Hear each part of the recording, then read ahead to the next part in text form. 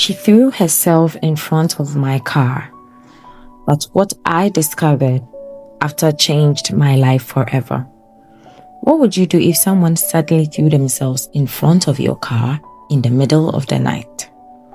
Maxwell thought his night couldn't get any worse until a tragic accident led him to uncover a heartbreaking secret. This is a story of fate, second chances, and a past that refused to stay buried. Enam walked barefoot through the lonely streets, determined to end her life. She had reached her breaking point. Heartbroken and drowning in despair, she saw a vehicle approaching at full speed and threw herself in front of it without hesitation. The driver, startled, hit the brakes hard. Though he managed to slow down, the impact was inevitable. Enam's body hit the road with a thud and lay unconscious under the night sky. The streets were quiet, with very few cars in sight. Panicked, the driver rushed to her side and carefully placed her in his vehicle, speeding off to the nearest hospital. "Please, do everything you can to save her. I'll pay any bill. Just save her," Maxwell pleaded as doctors wheeled her into the operating room. Maxwell was the driver.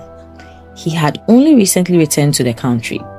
That night, his mother had begged him to visit her, saying she missed him and had cooked his favorite meal. But due to overseeing a construction project out of town, he got home late.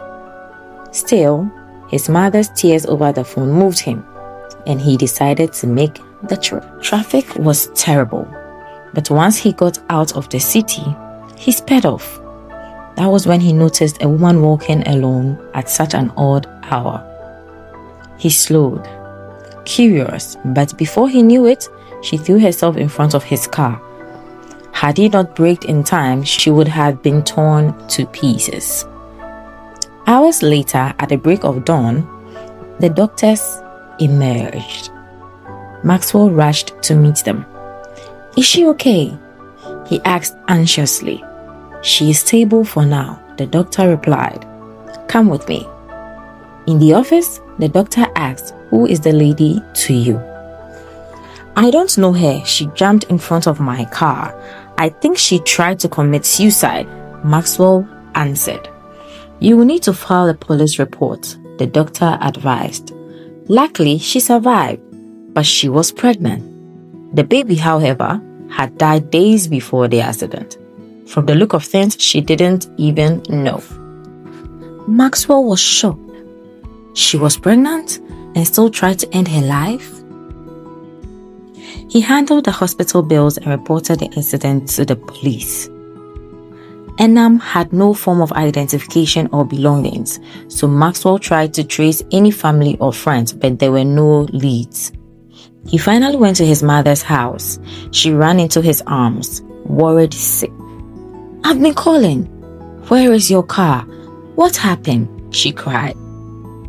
He hugged her tightly. "I missed you, Ma," he whispered, then told her everything. That night, after a warm, home-cooked meal, he collapsed into bed and had a terrifying dream. He was walking on a beach and saw a woman drowning. As he rushed to save her, waves pulled them both deeper into the sea. He couldn't breathe. Water filled his lungs.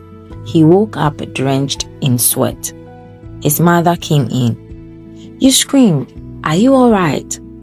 He shared the dream, and Mrs. Kwanzaa immediately called her pastor, convinced it was spiritual. The pastor prayed and warned Maxwell to be cautious. Despite efforts by the police and news bulletins, no one came forward for Enam. Once she was discharged, Maxwell asked his mother to house her temporarily, but she refused, reminding him of the dream and warning him not to get too involved. Worried for her safety, Maxwell took Enam home with him, intending to find her a place the next day. Once they settled in, he gently asked, "Who are you? And why did you try to end your life?" She was silent at first, Then tears welled up in her eyes. Enam took a deep breath, wiping away her tears with the back of her hand. My name is Enam, and I'm 21 years old. Life wasn't always like this. I used to be full of dreams.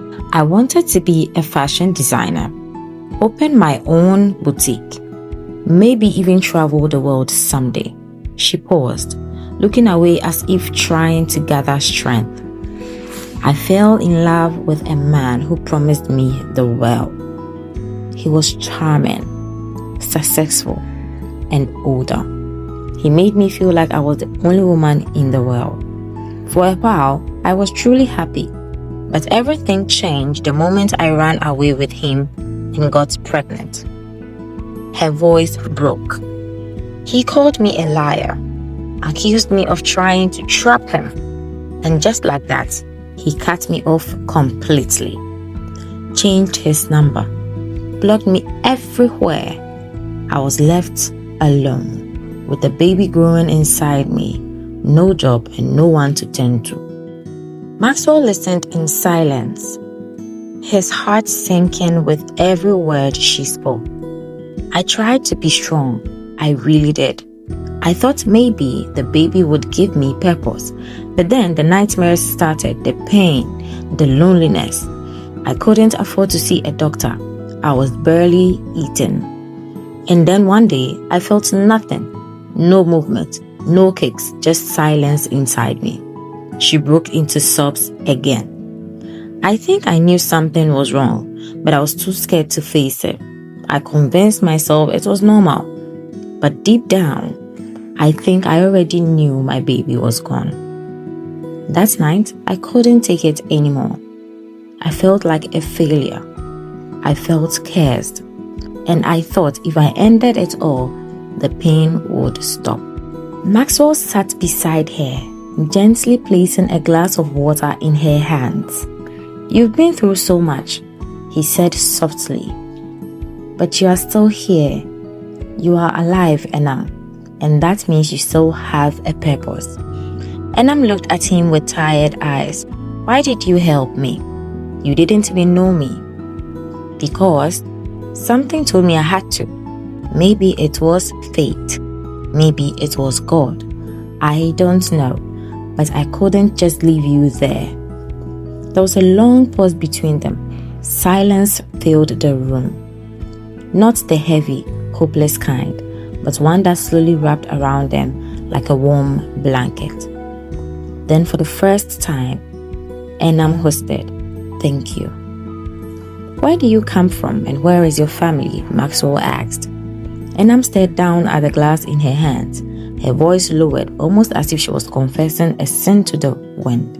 "There is more, Maxwell. I haven't told you everything."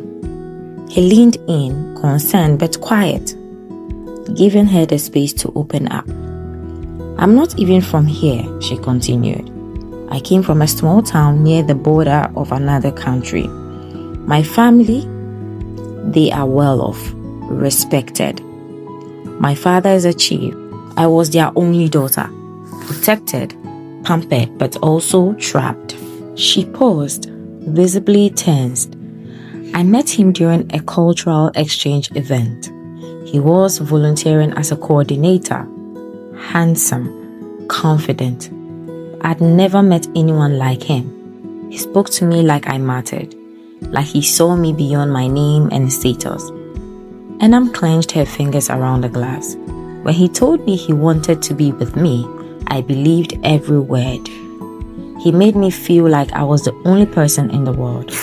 He was a businessman, and he promised me we could build something huge together, something that would make us unstoppable.